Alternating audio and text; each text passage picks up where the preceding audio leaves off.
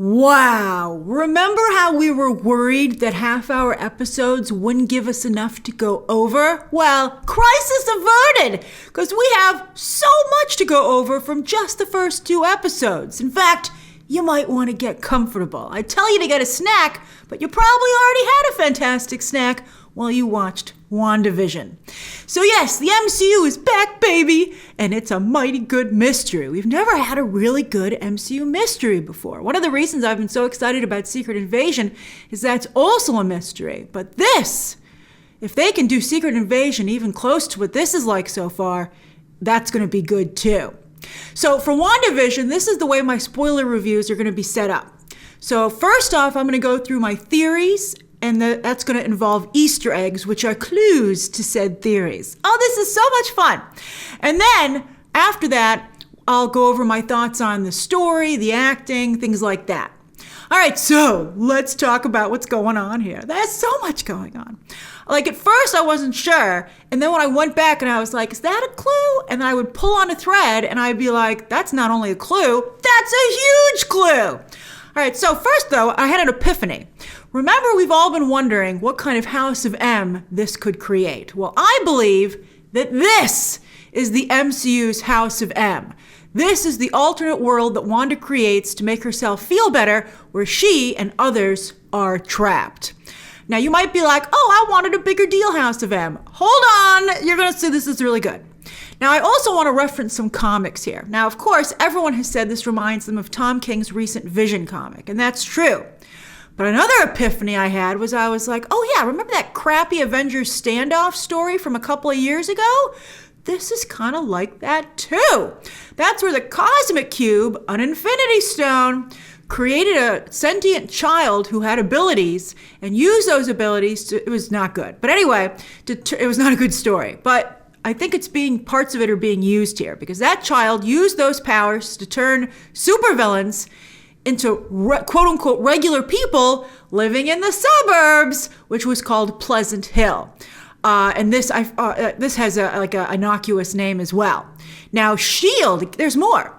S.H.I.E.L.D. knowingly used Pleasant Hill as a prison, which Captain America had a problem with. But that prison was surrounded by a force field, like this one is, that we know from the trailers. So it seems that comic book story is definitely at least influencing this one. In fact, at the end of episode 1, it's revealed that S.W.O.R.D. has a way to quote-unquote watch Wanda's sitcoms. I don't think they're behind it totally because they're asking her and they're sending people in to try and get her. We'll talk about that in a moment. You know, S.W.O.R.D. obviously isn't in control here, but I think they have some access to it. So it's not copying the Avengers standoff story totally, but again, I think, Feige, the Russo brothers recently gave an interview where they were like, we don't want to tell the exact same story because you've already read it. And I'm like, that's funny. Like DC could say that and people would be like, tell me the original story. But I do believe elements of that storyline are being used here. There's too many similarities. But back to Wanda. This is good too. All right, so first though, there's so much good stuff here. I can't believe how well constructed this is. The showrunner on Loki, who just got signed on for Doctor Strange, who's doing Doctor Strange 2 and doing this Kevin Feige Star Wars movie. I read a quote for him where he said, we were next to the WandaVision writers room when we were doing Loki, and we were blown away by what they were doing over there. And I at first was like, really, were you? And now that I see the first 3, well, I'm only talking about the first 2 episodes today. Don't worry, I'm not talking about 3. 3's in a lockbox. We're going to talk about 3 next week. But I understand suddenly what he was referring to. So in the MCU anyway, it seems that what drives Wanda mad will be Vision's double death, one that she did. She killed him one time. So she didn't obviously break from reality right away, but perhaps she slowly descended into madness, right? Did she move into a suburban home and took everybody there with her? We don't know just yet. But that means at the end of WandaVision, that'll be the end of House of M, where she gets ripped out of her safe space and her children taken away from her. And in the comics, she uttered the famous line, "No more mutants." So here, though, she's going to rip open the multiverse, which ironically will probably lead to the creation of mutants. But I'm curious, what I really want to know is what will be the iconic line equivalent here in the MCU. It's got to be something as catchy as "No more mutants." So I wonder what she'll say. Now, also in the first 2 episodes, oh, this is so good. it's very clear that someone is trying to get Wanda to have children because of all the subliminal suggestions, right? Like, so I think someone might be saying that to her outside, wherever her body is, and or somehow giving her that suggestion, and it's manifesting itself because maybe Wanda seems to be in control of this world to some degree. Is she? We don't know for sure yet, but she might be creating these subliminal. It's manifesting itself in this house. We're gonna call it House of M, or I guess we can call it Neighborhood of M. It's manifesting itself in the Neighborhood of M in this way. So in the first episode, everyone's like, why don't you have children, right? Agnes, Kathryn Hahn's character, is like, why don't you have children? When the boss and his wife come over, they're like, why don't you have kids, right? So then on the talent show in episode 2, what's the talent show for? The children, which is said numerous times throughout the episode. And what do you know? At the end of episode 2, Wanda has subconsciously made herself pregnant. Oh, the success! Now, why does someone want Wanda to have children so badly? You know what? Maybe it's Wanda's biological clock ticking. Maybe that's what it is. But I think it's something else. Because there are obviously outside forces trying to influence her. Now, this reminds me of Mr. Sinister from the X-Men, who is obsessed with combining the DNA of Scott Summers and Jean Grey so he could get a mutant as powerful as Cable. But anyway, why does an entity know the kind of children that Wanda would create? I mean, we know they're awesome, but to someone else? That's very interesting to me. That this entity probably wants those children. So that would lead to Wanda losing her children at the end, which would help contribute to her madness, and in the comics was the sole reason for her going mad. So it's all coming together so beautifully already. Now, who's working behind the scenes? We have 3 contenders. So obviously there's Sword, right? They're the outsider trying desperately to get in. They're watching her sitcoms. They have the helicopter, which is a toy helicopter when Wanda finds it. Was that once real size? It's the Iron Man colors, by the way. I think that's great. There's the radio message trying to break in, right? And then, of course, Monica herself, who's Geraldine. That's her name in Neighborhood of M. So Sword obviously is trying desperately to get to Wanda. Then there's Stark Enterprises, which makes the toaster in the first commercial. You're like, are you really going to make me watch a whole commercial for toast? And then they're like, made by Stark Enterprises. And you're like, oh, I see what's happening here. And also the red light on the toaster was a red light. You could see the red. It was in color. So it was literally a blinking red light of danger. But that was fantastic. I haven't seen any other technology within the show in the first couple of episodes that's from Stark. But clearly, Stark is here. And I love the idea that we knew Stark has been around for a long time, but it is just fun. And then the third group, Hydra. Oh, I loved that. They're not only on the face of the watch in the episode 2 commercial, right? But that watch is called a Strucker. Oh, as in Baron von Strucker, who gave Wanda and Pietro their powers. Oh, it's beautiful. It fits together like a Swiss watch. So I feel that both Hydra and Sword, I'm not quite sure what's going on with Stark Enterprises, but I feel Hydra and Sword are both desperately trying to get to Wanda first. It's a race! Or maybe Hydra has control of Wanda and Sword is trying to get in there and fix it. There's something that happens in episode 3 that makes me kind of believe that might be the case. We'll talk about it then. So I therefore believe that some of the individuals inside the Neighborhood of M could be Hydra agents, just as Monica Rambeau is a Sword agent.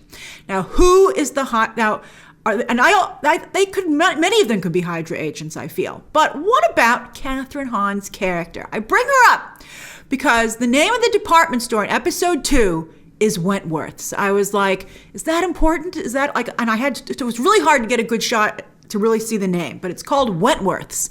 And sure enough, in the comics, there's a character called Deidre Wentworth who worked for AIM, and she could easily now work for Hydra. Is Kathryn Hahn Deidre Wentworth? Is she an Agatha Harkness, Deidre Wentworth hybrid? Or is Deidre Wentworth an outside force that's having some kind of influence subconsciously on Wanda? Either way, Kathryn Hahn's Agnes definitely seems to be more aware of what's going on here, or that something is going on here at least, than the other supporting players. Also, in every single episode, including episode 3, which you guys haven't seen yet, and this isn't a spoiler, don't worry, Kathryn Hahn has the same brooch on. It's a brooch, it's a pin, then it becomes something else, as you'll see. I haven't been able to get a good look at it, but that's obviously very important as well. Now, because everybody else, there's nothing else that's consistent like that throughout the show. Now, speaking of Kathryn Hahn's Agnes, She keeps bringing up her husband, Ralph. Now, that's not only a sitcom staple where there's one character that everybody always talks about that you never see. You've seen that in many sitcoms over the years. So that's very clever. But also, I'm thinking Ralph might be important. And maybe at some point, he will show up. Maybe at some point, she'll be like, oh, and here's Ralph. Maybe it's Evan Peters. Or maybe it's this guy. I don't think it's this guy. But the beekeeper who emerges from the sewer with bees swarming all around him, well, it turns out that in Marvel Comics, there's a henchman or villain, very low-grade villain, called Swarm, who's made up of bees, although he just controls bees. That character started out as a Spider-Man villain, but did originate in Nazi Germany, so could easily be retconned as a Hydra villain as well. So I think that's very clever. I don't know if that beekeeper will ever show up again. I don't know how cool the beekeeper is. I'm not like rooting for the beekeeper to come back, quite frankly. I'm just like, that was crazy, and it's rooted in Marvel Comics, so nice job. But since we're talking about the beekeeper, I love that Wanda clearly has some control over this world, even though she doesn't totally realize that it's not real. Because when she sees the beekeeper, I love that she said no, just like Cheetah said no, by the way. And it was equally powerful both times. That these two women were like, not today, Satan or Mephisto. And she said no, and she rewound. And they never went outside, and they never saw that beekeeper. Maybe the beekeeper, therefore, wasn't able to get in. I thought that was really interesting. I loved it. And when it comes to this unsettling undercurrent in WandaVision, I think that's played up really nicely in the end credits with the close-up of Wanda's eyes, her scared eyes, when you zoom in close like that, trapped in the television. And then these red particles make up elements from the episode. I thought that was really nice. All right, so let's go over the stories in episode 1 and 2. That's all the theories and the MCU stuff for the bigger picture. Now, as for the episodes themselves, both of them did an incredibly impressive job replicating the Dick Van Dyke Show and Bewitched, not just from the sets themselves. The Dick Van Dyke Show set was almost the exact same set, but also to the type of shenanigans that Wanda and Vision get into. Anniversary mistaken for dinner party with the boss was totally something that would happen on Dick Van Dyke. And then also, real magic having to be passed off as fake magic, using real magic, was totally Bewitched. Oh, that was so clever. I felt both of those scenes were genuinely funny. I particularly liked the magic show. I loved when the piano was turned into a cardboard piano. And that guy in the audience was like, that was my grandma's piano. That was great stuff. I thought it was so clever. I really, really loved that. And it was so great. We'll talk about drunk Vision in a moment.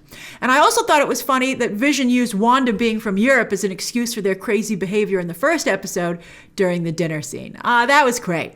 Now also, Bewitched, you'll notice at the end of episode 2, they go from black and white to color. And that's so perfect because Bewitched was a show that did go from black and white to color. They did the first 74 episodes in black and white, and they later colorized them. But then the show transitioned to color, just as WandaVision does. Oh my God, it's so well researched. Maybe they will be able to get themselves an Emmy. So I'm also, or at least a nomination. It's tough. It's competitive in the world of TV. Although The Mandalorian's done. Oh, The Mandalorian hasn't really gotten any of the major awards. It's gotten got nominations, but hasn't won any of the non-tech awards, craft awards.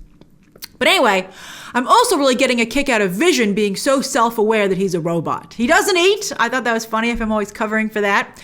I loved when he literally gummed up the works. He accidentally swallowed that gum. And I loved the way they showed it with like a cutaway animation. I was like, this is fantastic. And I also love his ability to analyze and question at the office and other things. And that's why he's less taken in by this fake world than Wanda. That's really clever as well. He just wants to go along with it, though, because he's so happy. Oh, it's beautiful. And also, the show was so romantic. I thought the moment where they got married in episode 1 gave me so much of the feels. It was incredible. Like, they just casually did it. Like, usually you think when someone decides to get married that one person or both will be like, should we? I don't know. Let's think about it. But they just were like, let's do it. And they didn't even stop for a second. And it was just such a pure, beautiful love. I mean, I wonder if that was the real audience's reaction. The audience was like, oh, and like, oh my God, this is amazing. No one actually said that, but you could feel it in the awe. And just the way the rings went on, and then Vision said, and then they lived happily ever after, and we all know they're not going to. But that was just so great, and it was just magical. And on that note, I also really liked the magic show, as I said. But that moment, and I thought that was romantic too, prepping the magic show. I thought when they were practicing and he was like, you look great in your costume, I was like, woo, calm down, everybody. Don't make me get a bucket of water on you two. But they were just great. I just thought, and you could just really feel that they love each other. And that's the actors. The acting is incredible on this show. Even from the supporting cast, though. I mean, Elizabeth Olsen and Paul Bettany are the superstars. I loved when Kathryn Hahn came up and said, "It's the star of the show." And, and Wanda was like, "What?" And she's like, "Mr. whatever her rabbit's name was." That was fun because she was lending it for the magic show. That was such good writing. Now, I'm not sure why the blood on their neighbor Dottie's hand was red when she cut it. Maybe because that was not expected. Maybe she cut it in real life. I don't even know if Dottie's a Hydra agent or a sword agent or an innocent bystander sucked into all this. We got to sort them all out eventually. But I did like that scene. I loved Wanda and Vision's interactions with their respective social groups and both of them trying to cover. That was just so well done. I really enjoyed it. It was very good. It made both of them, both Wanda and Vision, even more likable, if that was possible. And it was. Now, as I said in my non-spoiler review, I just thought that WandaVision, the first 2 episodes, were incredibly cozy, just so cozy, with laughs and romance. And it still felt like the MCU, though, which was great, especially because of this mystery they gave us to solve. And on that note, it's a genuinely good mystery. I really feel this is great. So, I also want to talk about the openings really quickly. My favorite of the first 2, the first one really wasn't much of an opening. Although when he went through the door and he phased through it and he dropped Wanda, womp womp, hilarious sitcom humor. But I loved episode 2's opening, not just because the animation was so much like Bewitched, but because Vision was in it. It reminded me of the Jetsons too, which I'm also a fan of. So I was like, this is fantastic. Like, I think maybe we should be eating cereal while we watch WandaVision, right? It's just so cozy. So what did you think of episode 1 and 2? And what are your theories? And be sure to join me next week. Come, same channel, same time next week. Tune back in so we can break down episode 3, which, as I told you, is a real doozy. All right, share those thoughts down below. You can go to town because this is the spoiler review. Subscribe today so you don't miss any of this coverage or any of my other videos. And of course, as always, you can check out some more of those other videos right now.